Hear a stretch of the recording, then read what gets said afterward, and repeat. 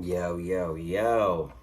Well, I'm still on the road, so I decided to do a little follow-up video to my Ghostbusters thoughts.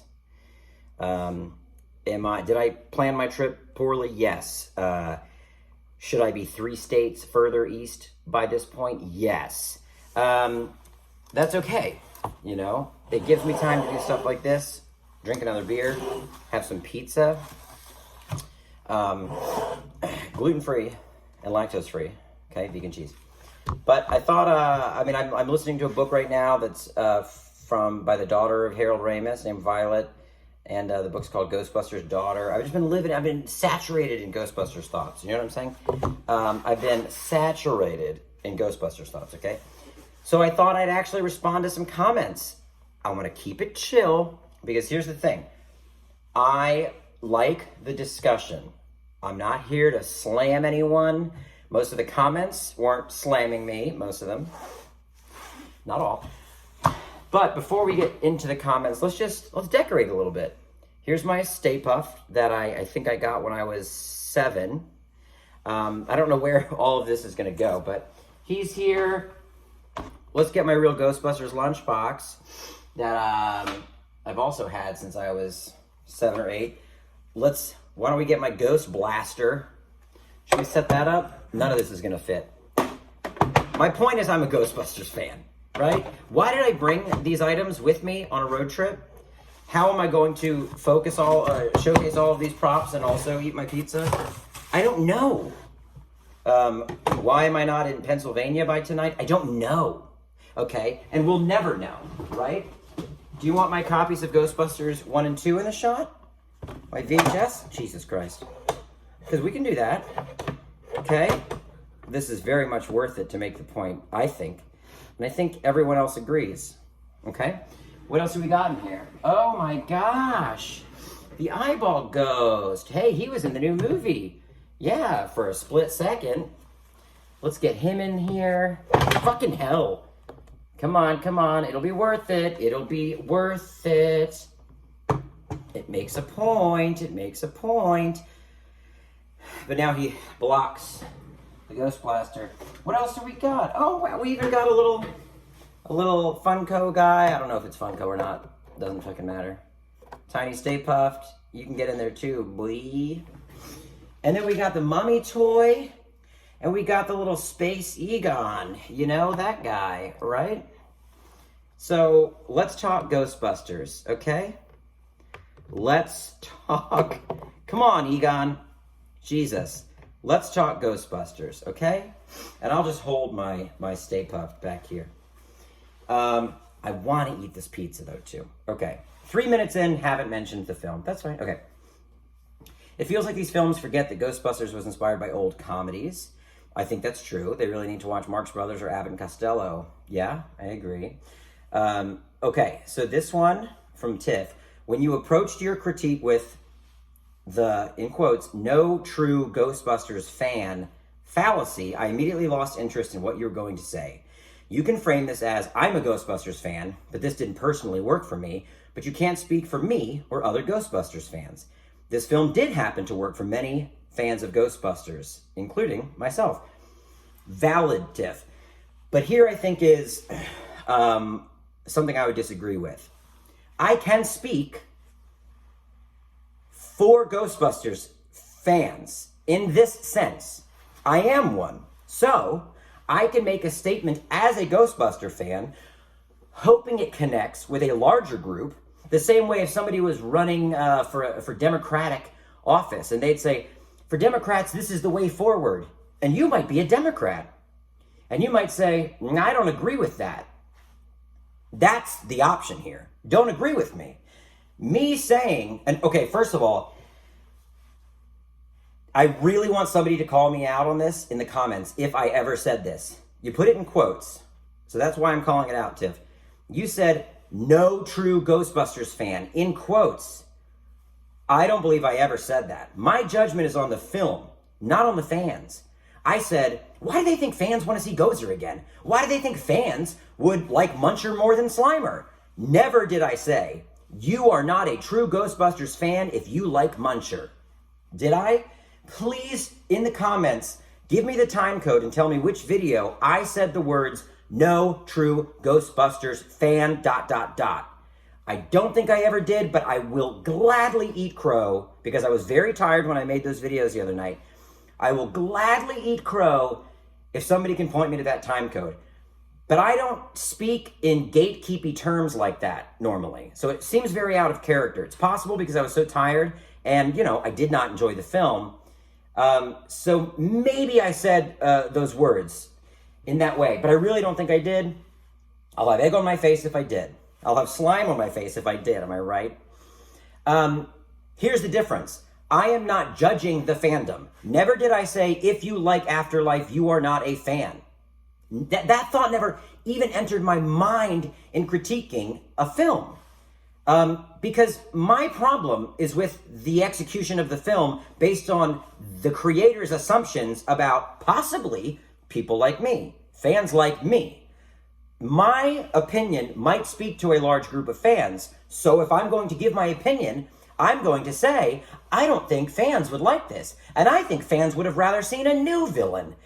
I might find my people by speaking that way, and I can speak that way because I'm a fan. So that gives me the right to step out and step up and voice my opinion in hopes it will attract like-minded people.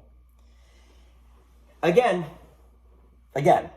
the metaphor, it may be a flawed analogy of somebody saying, as a Democrat, this is the way forward for Democrats. These are the issues we must concern ourselves with. And as a Democrat yourself, you can look at that person and say, hashtag not my president. You can look at me and say, hashtag not my Ghostbusters. But it doesn't make it wrong that I said, I don't think fans would like this. I think fans would have preferred that. Because that's my opinion. And I'm a fan. I'd never talk about Buffy the Vampire Slayer that way because I'm not a fan. But because I am a part of the fandom, I have the right to speak my opinion and even make some assumptions that other fans would agree with me. And those fans can either choose to agree or disagree. But there was no true Ghostbusters fan fallacy, because I encounter that shit all the time as a horror fan. People say, you know, real horror fans wouldn't like this. Real horror fans wouldn't like that. And I hate that kind of speak. I don't normally partake in it. So if I said no true Ghostbusters fan, then throw slime on my face and call me Muncher. Okay? Speaking of Muncher, I'm going to slap on into this pizza. I'm going to munch it up like Josh Gad did as Muncher in Ghostbusters Afterlife. All right. Someone said I really liked it. Yeah, they probably maybe should have had a different bad person, but it was great. Cool, that's chill. They got to go back to the 80s roots of what made it great and either make their own new IP or don't use the name. Yeah, totally. You know, I watched the Red Letter Media review. One of the things they said, they were like, there's no Ghostbusters in the movie. There's no Ghostbusters in the movie, which is to my point. I think a Ghostbusters film, in order to work, the way the first two work, needs to be about the formation of a team. This movie does not end with the formation of a team. It doesn't involve everybody's talents coming into play. The original Ghostbusters, Harold Ramis said this, there was the brain, the heart, and the mouth, okay? This movie needed to be, in my opinion, about finding that new team. But instead, it was about some kids kind of finding old gadgets, using them, but not necessarily stepping into their passion to pick up where these other former members left off. And then the Ghostbusters from the original show up in the end for a contractual cameo, and we call it a day. You don't end with a new Ghostbusters team. That, to me, goes against the conceit of what made Ghostbusters 1 and 2 work. If you look at number 2, the side characters from number 1 are now even more integral. Ramis and Aykroyd kept thinking of ways to make the people functional. I mean, Tully is more functional in part 2. You know what I mean? So much so that they integrated him into the cartoon. Same for Janine. You know, they looked at what they had and they moved these characters together. They moved these characters forward. In Ghostbusters Afterlife, we have people kind of off in these sectioned out quadrants, ultimately halfway coming together with not much knowledge of what they're doing and why. And then in the end, I guess everybody went home. I don't see how that fulfills the promise of the premise. It just doesn't. I don't see how it fulfills the promise of the premise. You know, you can make a Nightmare on Elm Street without Freddy Krueger. That is a movie that just should be called, like, Scary Dream Guy. You know what I mean? There are certain things that make certain concepts work. Ghostbusters is an 80s concept, and I think it requires certain ingredients to work. Okay. I'm never going to eat this pizza, and I'm never going to have a sip of my beer.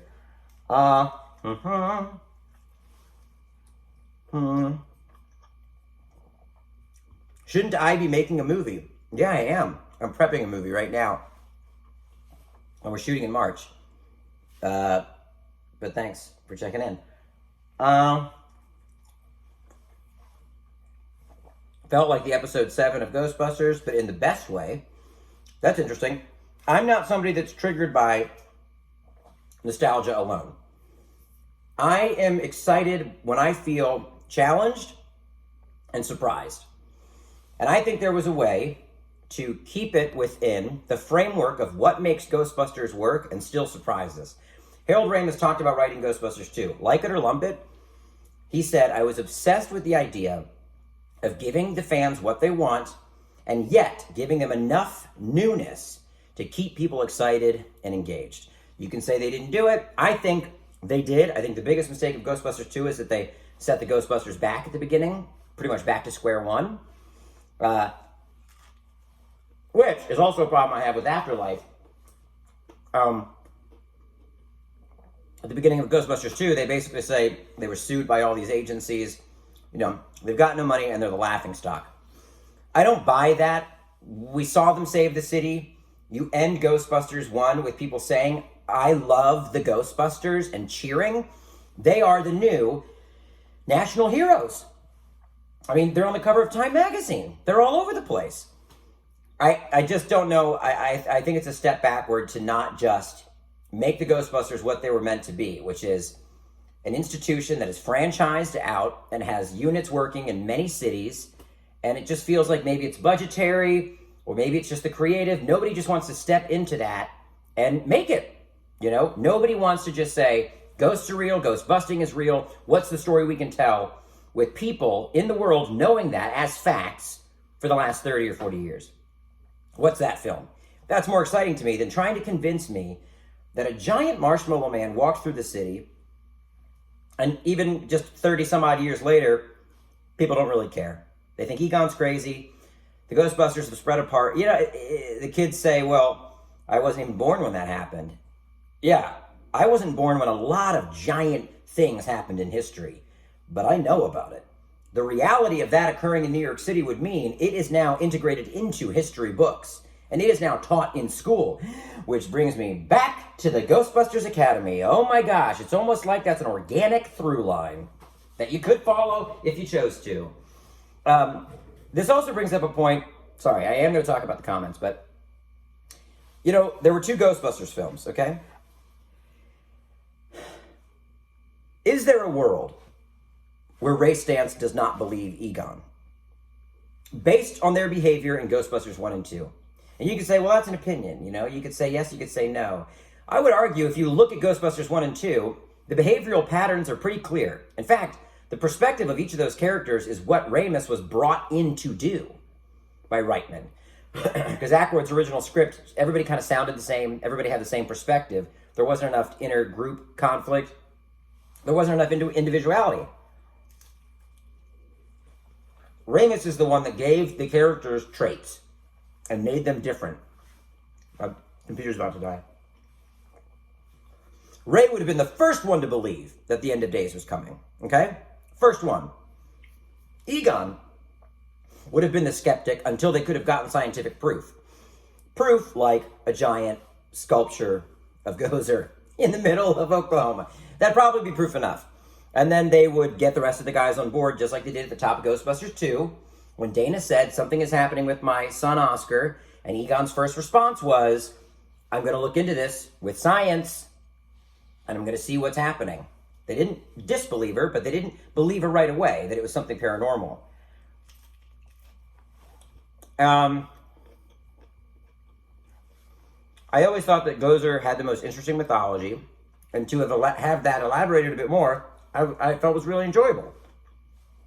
I thought the kids actually make sense from a future standpoint. The movie needs to inspire kids, which kids aren't going to be inspired by 70-plus-year-old dudes they don't know. Yeah, I mean, I never said take out the kids. So, yeah. I could nitpick it to death, but I felt like it was very much a rewatchable film. Here's a question. If you were to put on Ghostbusters Afterlife, what scene would you be looking forward to rewatching? What would you say was a scene in Ghostbusters Afterlife that you just gotta see again? And I'm getting sassy. Let me dial it back. Let me have a sip. I mean that honestly, because I don't feel like there are many rewatchable sequences in that film. I don't think things were even constructed to feel surprising or thrilling. And I think the chase through Main Street was actually one of the most straightforward, boring chases that I've seen. So it also was in the trailer. So I wonder, what's that moment of discovery that you want to relive? What's that thrill that you can get from Ghostbusters Afterlife that's going to make you press play on it for a second, third time? And I'm asking that honestly because I've already had friends of mine tell me they've seen it again and tell me they've loved it. So you tell me, what are the scenes when you sit down and you press play on Ghostbusters Afterlife? You're going to go like this. Man, wait till you see Muncher. Is that what you're going to say? I honestly want to know, what do you want to see again? What do you want to see? The kids test the proton pack in a field and blow up some cans? You want to see Spider-Man test out his web shooting again, too? Honest question.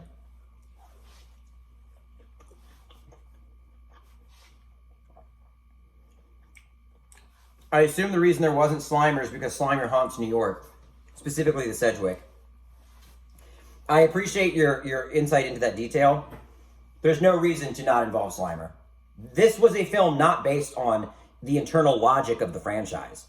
If it was, they would have made 300 different decisions, okay? They were not beholden to where Slimer was placed. For all we know, in the past 30 years, Egon has caught and released Slimer 50 times. For all we know, it's like it was in the cartoon, Slimer was their pet before they broke up. And he went home with Egon. Hey, that's a cool idea. Slimer knocking around that house, lonely, like a dog that's still alive after their owner passed away. Woo, give him a little pathos. Have one of the kids come down in the middle of the night and Slimer's in the fridge at the dirt farmer's house. Jesus, that's fun. I'd watch that scene again.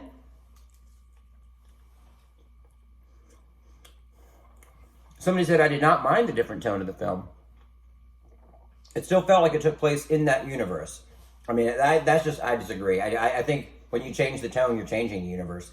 Because the tone of something is about consequence, stakes. It's about the reality you're living in. You know what I mean? The tone of a Looney Tunes cartoon is that there's no death.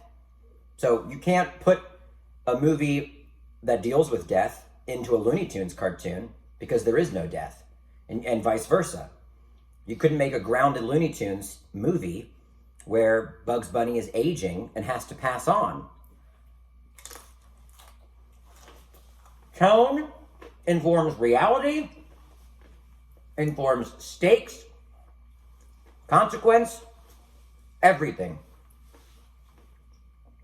If you shift tone, you're shifting genre. If you shift tone enough.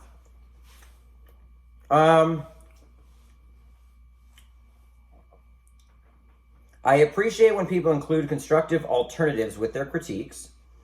Thank you. It shows you respect the material being produced. However, another telling sign of who people, when people criticize as an individual consumer, is what they focus on first. Specifically, how much they didn't like something rather than why they do like something. Especially when it has anything to do with the craft, art, or a subjective matter such as film. As a creator, I don't see... I understand that the digestion of film and media and books can be subjective. When I speak about it in objective terms because I have to, because I'm a filmmaker. So if you were to talk to somebody that builds cars, and then you talk to me, I'd be like, well, I think that car could have 3 wheels, because I like 3-wheeled cars. And the person that builds cars would say, those cars have to have 4 wheels, my guy. You know what I mean? You can't look at it subjectively. I don't take in art subjectively. I take it in, sorry if this sounds unromantic, but I take it in with rules. I take it in with rules and boundaries that I think make for a better constructed story. I think Harold Ramis thought the same way. I don't think he'd agree with me necessarily, but I can tell you what, he was a structure hound. And I'm going to be presumptuous here. Not as presumptuous as the filmmakers were to reanimate him and put him on screen as a CGI apparition. But I guarantee, I just said presumptuous, and then I said guarantee. This is bad. I'll back down a little bit. I would bet that if Harold Ramis read the script for Ghostbusters Afterlife, he'd have some notes. Do you think? Do you think one of the greatest comedic minds of that generation would have some notes on Ghostbusters Afterlife? Do you think he would say, tighten up the first act? He might. I can't say he would, but I can say he might. And I will say this. What are the odds that the new Ghostbusters film is as good as, or even on par with the originals, when the originals were written by somebody who was one of the greatest comedic minds of our generation? And I'm not even an Animal House fan. I'm not even the biggest Vacation fan. But I can't argue with the fact that objectively, his films worked for large audiences for a long period of time. And not just in the 80s, but all the way through. Analyze this, analyze that. The guy understood comedy, he understood premise, and he understood structure, and he understood how to write for specific performers. I don't think you can, people think it's being negative to say this movie didn't work for me. What are the odds that it's a great film? Just based on the pedigree. Do you know what I mean? And I'm not insulting the writers, and I'm not insulting people that like Jason Reitman films, or even Ivan Reitman as an overseer and producer on this. But pulling, obviously, Ramis and Aykroyd out from the writing, don't you think that would have an effect? I mean, wouldn't your logical mind bet that it has a negative effect? What are the odds that it's just a great script. It's just great. It didn't actually require someone that had, trained at Second City and been the head writer of SCTV and written for the National Lampoon and then made multiple hit comedies. It didn't take that mind to make Ghostbusters work. That, to me, is a wild misunderstanding of how art works. I mean, that is removing so much that Harold Ramis brought to the table based on experience and time. When he shot Caddyshack, he didn't even know where to put the camera. The AD asked him, where do you want the camera, boss? And he said, over there. And it was aimed right toward base camp. The generator, craft service. And the AD said, oh, so do you want us to move base camp? And Harold was like, oh, is that what that is? No, keep that stuff there. Oh. And then he asked his DP, where should we set up the shot? And the DP weighed in.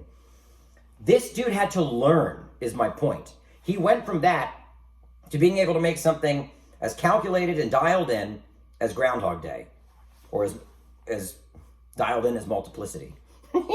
If you're a Multiplicity fan. All right.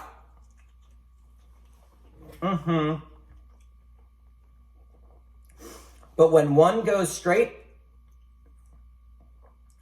for a jugular, it poisons the well of opinion. Starting in a deficit telegraphs one's true intention to put down the work rather than lift up the craft. And any subsequent suggestion or positive feedback after will come off as lip service and placation. If you're saying this about me, I very much disagree. I couldn't disagree more with every single word that's in this comment. A good rule of thought is to serve criticism between two pieces of positive pieces. Otherwise, you come off as disingenuous at best and bitter and hateful at worst. Bowser, you may feel particularly protective of this genre as it fits inside the same wheelhouse as your films, so you feel like you need to be harsh.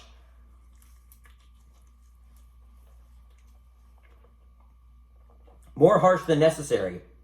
to establish some sort of intellectual dominance, this is a trap. That is not to say your opinions aren't valid or even objectively true to some degree. However, what this ultimately does is every time adds an extra zero to the check you're writing co-signed by your own works. Even if the audience at large doesn't see it, you have said it. You've declared it. You have made it part of who you are going forward. And ultimately, if you do bounce that intellectual check, it could possibly destroy you. What? Assuming you're a non-sociopathic human being that never sees their own faults, which if you aren't, then you're good at hiding it and projecting a person who wears their heart on their sleeve. And in that case, I ain't even mad, I'm impressed. I'm lost. Ultimately, as a fan of your work, this makes me a bit more excited for your movie. That these very thoughtful comments shows how much you really do care about the genre and the GB fandom, even if it wouldn't agree with you. I haven't seen the movie yet, so I can't really comment on how much I do or don't agree with you. Well, I can't tell you whether or not I'm sociopathic. I mean, we can talk to my therapist, but my movie will be flawed. You're missing the entire point. I'm not talking about perfection. You think these movies aren't flawed? I'm talking about whether or not the boat fucking sits on top of the water or not. That's just question number one.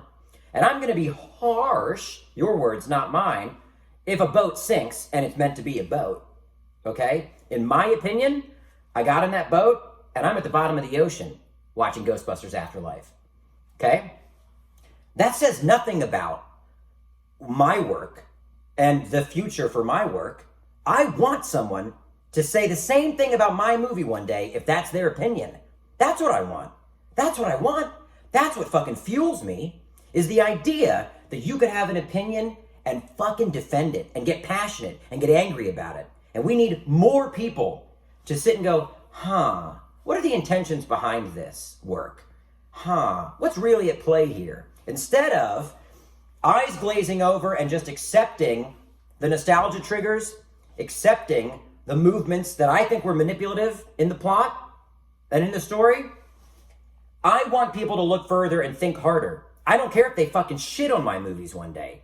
I'd be so lucky if I ever make something that elicits video responses like this on YouTube. That's the accomplishment. That's fine. I hope it works for enough people. I hope enough people like it. But this doesn't worry me at all. I've been doing this since I was fucking 8.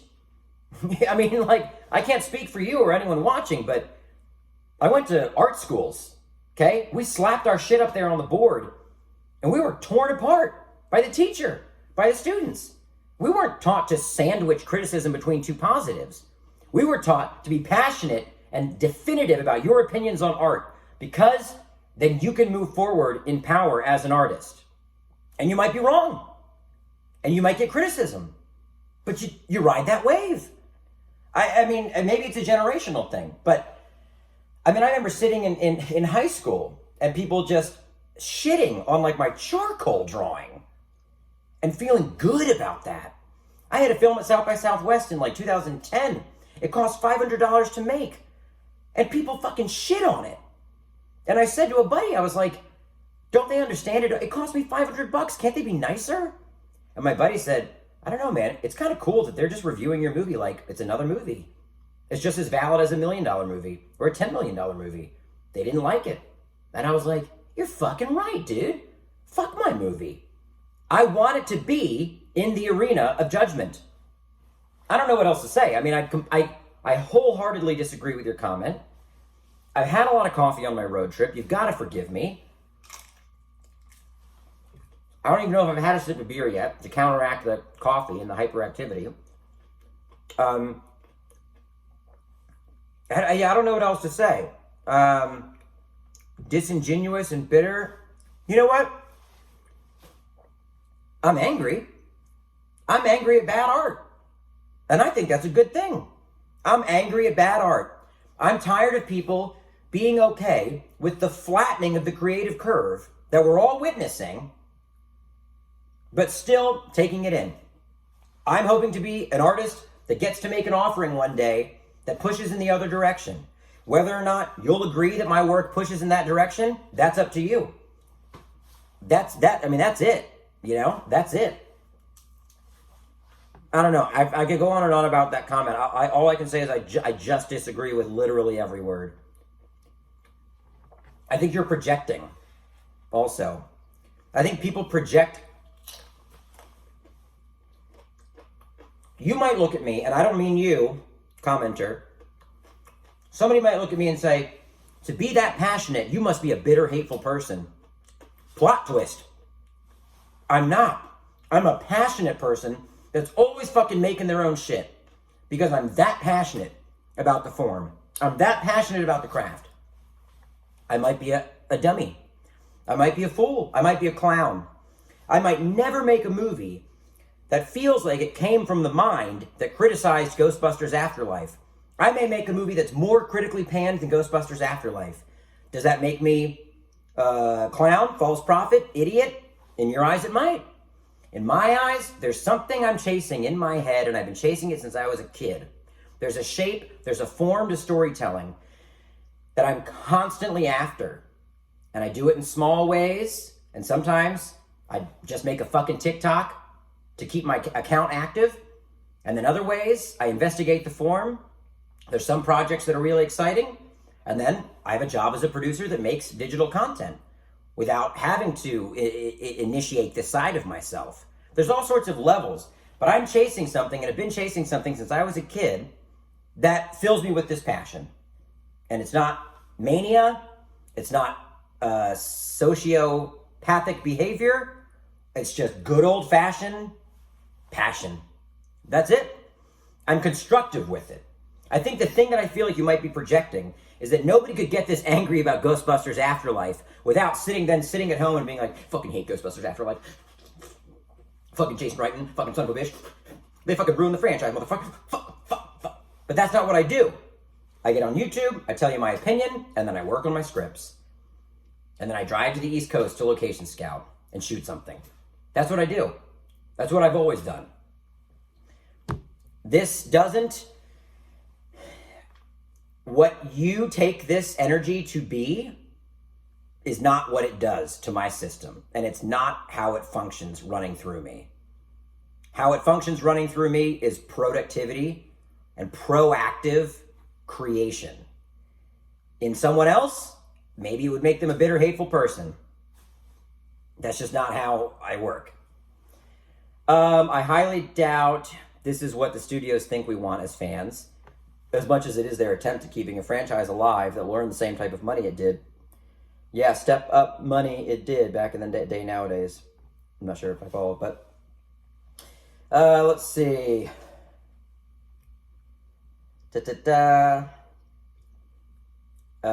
Thanks, Andrew, for saving me from watching this. No, I still think you should watch it. I don't watch movies to like them or dislike them. I watch movies to deconstruct what didn't work and what worked. Most movies I see, I go, I like some of that. I didn't like a lot of that. And ultimately the boat sank. You know, you can like the decals on the side of the boat. You can like the shape of the boat. But a lot of times the boat just doesn't float for me. And that's fine. I wouldn't want to make a boat that floated if I didn't see all these boats sinking. I don't think I'd be propelled to create something that I felt like was any better. You know? It's a fascination. I'm fascinated. I watched Halloween 2018 5 times. Did I like it? I don't think so. But I'm fascinated to see the way pieces of a property are put together, especially at this level. Why was that character utilized? Why was that plot thread left unattended to for so long? You know? And a movie, and making a movie, is about chasing that thing in your head. And the thing, especially in reading this book that his daughter wrote, Ramis was always chasing that. He was always chasing getting what's in my head actually constructed. And every time you get an at-bat, with filmmaking, it's rare because films are so, costly and time-consuming. But every time you get an at-bat, hopefully, what comes out is closer to what was in your head than last time. I mean, he says he can't even watch Caddyshack because he didn't understand yet that actors are going to be on different pages tonally, and it's the director's job to get them all on the same page. And then next time around, it got a little more dialed in. Next time around, it got a little more dialed in. You learn, you shave, you harness certain things, you wrangle certain things, you learn from mistakes, and then every effort gets you closer to being able to execute that thing that's in your head. It's about opportunity, it's privilege to get to do that. It's privilege and opportunity. Not every filmmaker gets that. Filmmakers that could make great films aren't given the opportunity to make the films that would lead them to that great one. You know? It's not magic. Directing's not magic. Writing's not magic. There's talent involved, but it's fucking work. And it's realizing, I mean, Harold Ramis had his daughter read Ghostbusters 2 5 times. And every time he asked her, why did you laugh just then? Oh, I laughed at this joke from Tully. Oh, so you like Tully? I love him. Okay, kids like Tully. I mean, this man was a machine in trying to dissect and understand comedy, beats and premises, and why they work and why they don't. It's work. It's work. It's work. I see so, you know, I don't need to bestow positive remarks upon a giant studio film. Okay? I would never talk this way about an indie film. I would never rip into an indie film that was full of effort and that was full of blood, sweat, and tears. And I'm not saying the technicians and the craftspeople on Ghostbusters Afterlife didn't bleed, sweat, and cry. But at the top is a studio. They need this criticism. And also, guess what? My criticism won't matter. I would never tear into an indie. I always look for the bones of a project when it's small and when its hope was mighty, but its resources were minimal. I fucking see that shit. I am that guy. You know what I mean?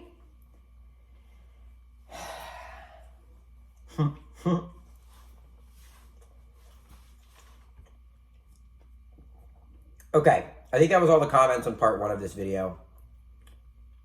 I'm so sorry. This is taking more time than it should.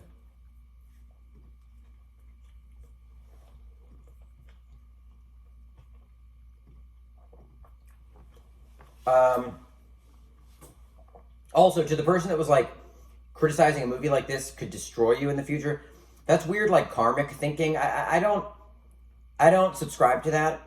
I don't think being critical and thoughtful about art and calling artists to a higher standard is going to come back to bite me or invite haters to destroy me the way I harshly criticized someone else's work.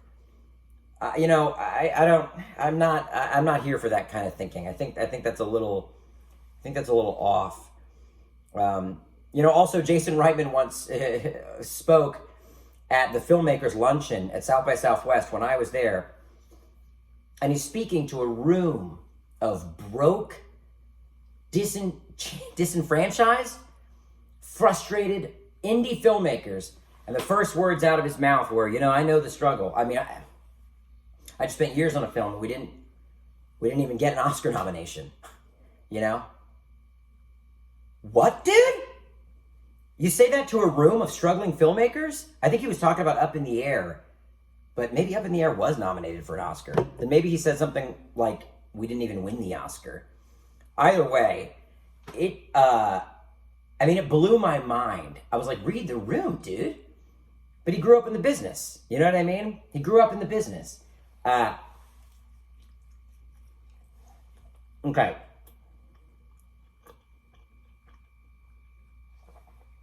I'm trying to see if there's anything I should respond to. I think most of the comments I felt like I needed to respond to were on the first video.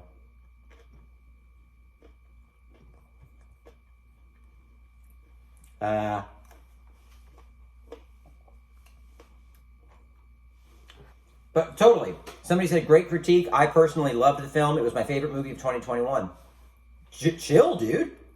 I'm not going to be like, oh yeah, Anthony? Well, you're wrong. It was actually one of the worst films of 2021. I fucking hate Jason Reitman. No, that's you, dude. Congrats. I'm going to dislike the film and keep working toward the shape of the thing that's in my head. And I don't just mean the Onyx movie. I mean film in general. I hope to God I get the chance to show people what I've been fucking working on with every effort. It's this thing in black space, and it just comes into shape with every effort. And I get it more and more, and I get how to shape a story over the course of an hour and 40 minutes or whatever. And it is the Onyx film next, but when that works in ways and doesn't work in others, I'll go back to that shape, and then it'll go into another project. And when that kind of works and kind of doesn't, I'll go back to that shape until maybe one day I'll make something that a lot of people think works on a universal level. Maybe, maybe not. I mean, Ramis talks about that with Club Paradise. He was like, you know, I knew better. I knew better. It was meant to be, Bill Murray, and hold on.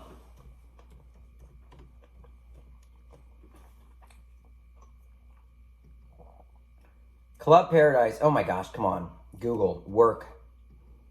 No, not the actual Club Paradise, the movie Club Paradise. So this is the thing. It was Robin Williams and Peter O'Toole, and it was meant to be Bill Murray and John Cleese. And Ramis was like, it needed to be. It needed to be them to work. And I fucked up. That thing that's shaped in your head, a film is a beast, and it's working against the thing in your head. And every decision you make, you're trying to get closer to that thing in your head, but sometimes you just can't do what's in your head. In my head, we shot this at dusk. Well, we're not going to have time. Right. Okay. Then it's nighttime. Fuck.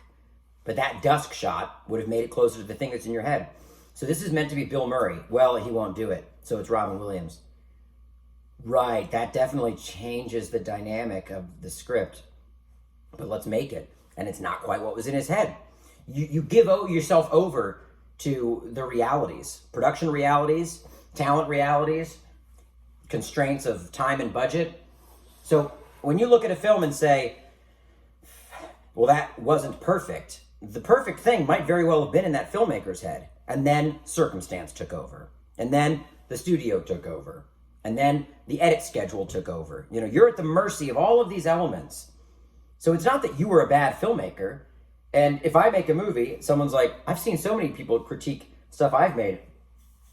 And they said, oh man, I wish you had a wide shot of that, blah, blah, blah. And I'll say, wide shot was in my storyboards. We didn't have time for it. You know, people think that if you've made something, every single thing on screen is what you wanted. That's the dream. But most of the time, it's about half. And the rest is just what you could get by the time you had to get it. You know? Anyway. This person says most of it felt disjointed and not developed enough, or even unnecessary. Yeah, I agree. I feel like it's damned if you do, damned if you don't. You make it too close to the original, people will say it's a lazy cash grab. Steer too far away, people will say you lost the essence of the original. I really like the Amblin feel of having these kids in a small town busting ghosts. Did they bust ghosts? Or did they bust a ghost? Was there one? Was it just Muncher? Until the finale, obviously. The Egon thing could have been really bad, but the effects were so good, and they handled having him in it without having him in it. The Trevor stuff with Lucky was boring, and I feel like a lot of stuff was cut. Everyone can have their opinion, but I took my 4-year-old daughter dressed in the jumpsuit to her first theater experience, and we loved it. Good on ya. My opinion doesn't dictate whether or not I think it would be good for an awesome kid to see.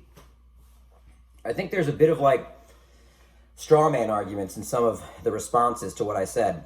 Like for instance, I said, if you have Ghost Egon on screen for that long, he has to say something.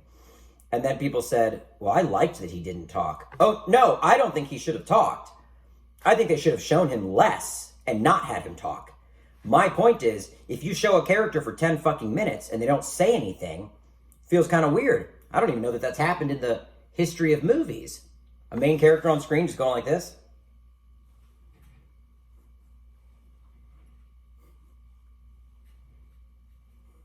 For 10 minutes, even when people are directly speaking to him, people that, think of it this way.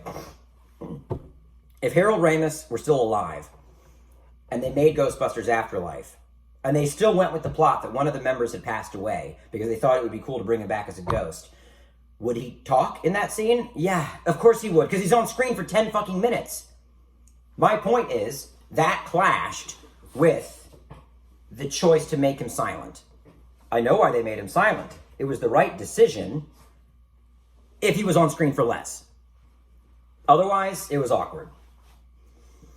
I disagree with your take on Egon. All your points are valid, as anyone's opinions are. Within the context of the movie and its story, Egon needed to stick around to meet his grandkids and give his daughter closure and healing. Again, I did not say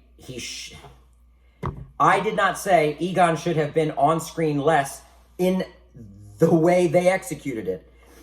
I said he should have been on screen less so that they didn't have to deal with him not talking. I love the closure. I love the beats. But it needed to move quicker because it started to feel weird, and you started to understand the fact that they didn't have the performer to give the performance. Hold on, I gotta get my charger, and I'm doing it because I'm not stopping.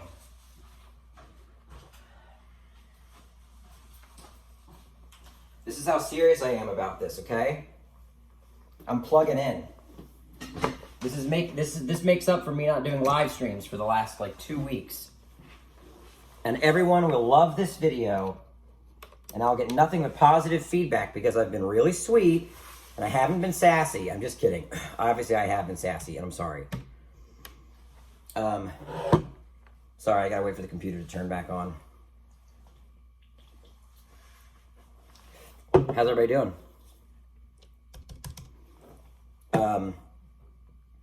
Ghostbusters 2, I just recently rewatched.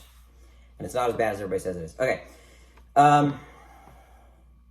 Because they got the blessing from the Ramis family, I don't feel like it was disrespectful. If they thought it was okay, then I think it's okay. I don't think it was disrespectful.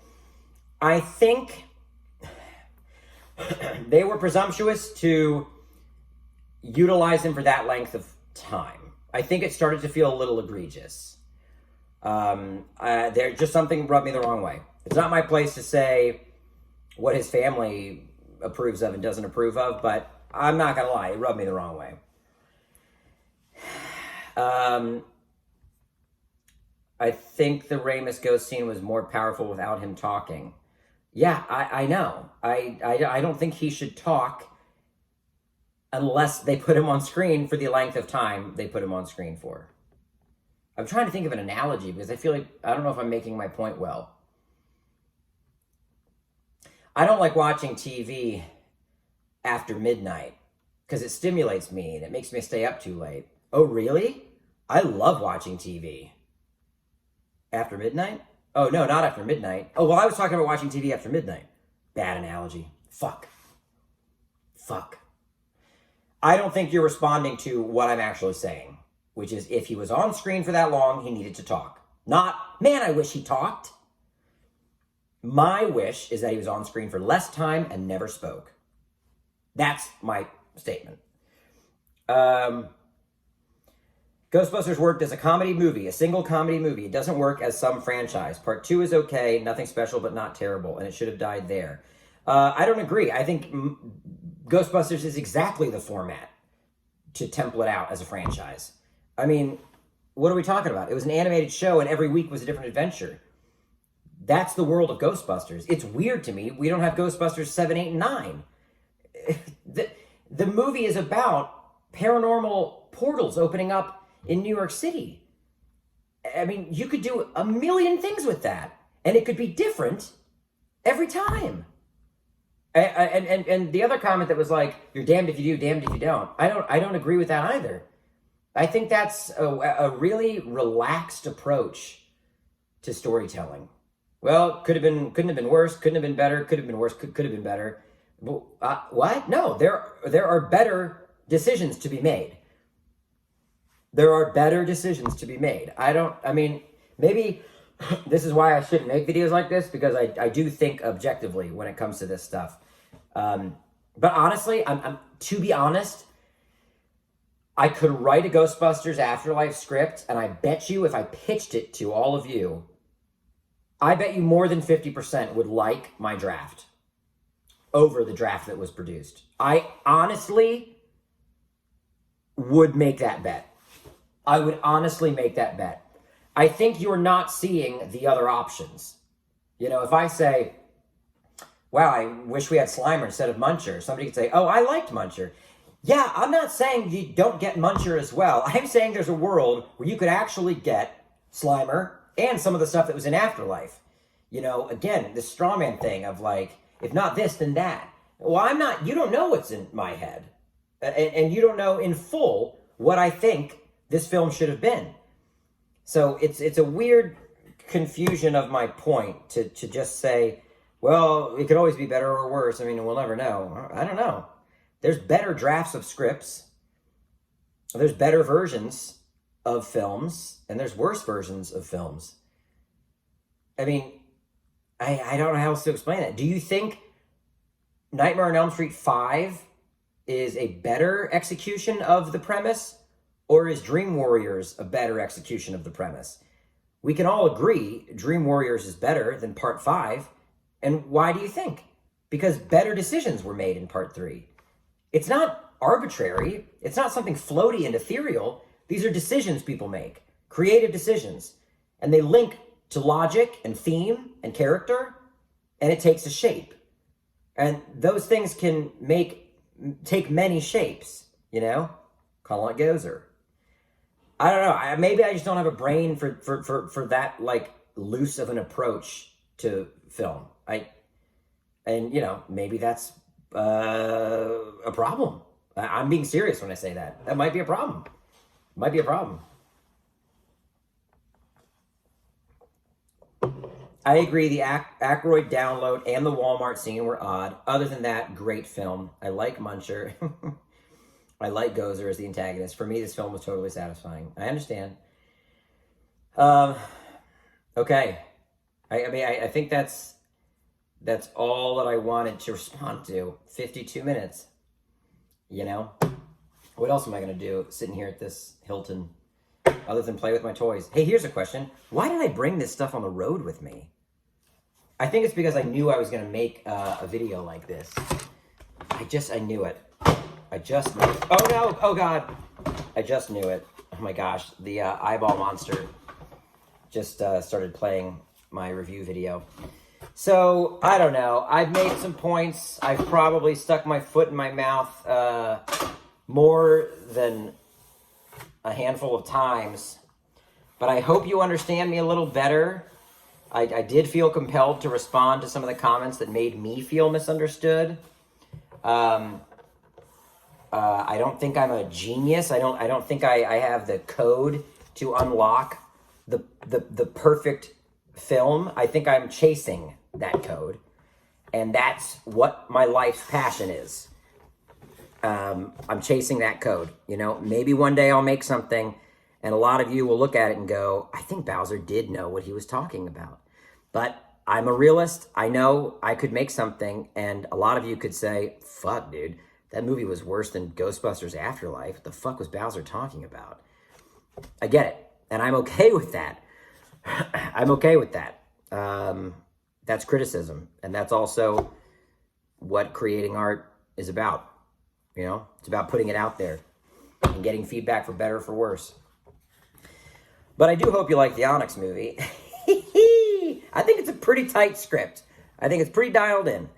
And I think the hardest thing for writers is to find a voice. And I think with the Onyx movie, maybe I'll benefit from doing the character for as many years as I have, because I felt like the voice is there and is honed.